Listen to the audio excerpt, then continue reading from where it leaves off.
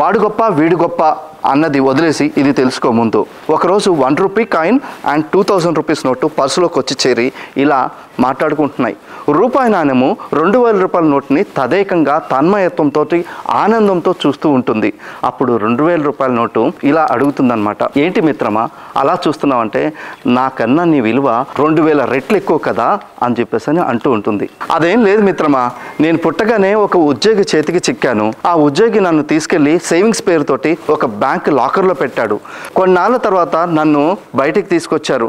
అయితే income tax వారు tax కొట్టారనే నెపంతో మళ్ళీ తీసుకెళ్ళి నన్ను మళ్ళీ లాకర్లోనే బంధించారనమాట. సో ఇలా నా జీవితం అంతా కూడా జైల్లోనే గడపాల్సి వచ్చింది, అదే లాకర్ రూపంలో. సో నా జీవితంలో నేను ఎవరికి పెద్దగా ఆకలి బాధ తీర్చలేదు, ఎవరి కష్టాలు నేను తీర్చలేకపోయాను. అది నా జీవితం. మరి నీ జీవితము మిత్రమా?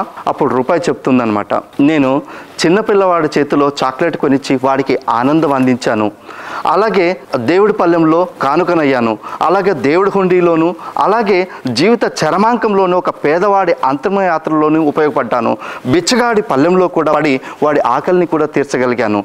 అలా నా జీవితంలో ప్రతి చోట నేను ఉన్నాను అని చెప్పి చాలా తన్మయత్వంతో ఎక్కువ ఆనందంతో ఆ 2000 రూపాయల నోటుతోటి చెప్తూ ఉందన్నమాట. అలాగే ఎవరు గొప్ప అనేది మానేసి ఎవరి జీవితం వారిది అని చెప్పేసి తెలుసుకోండి.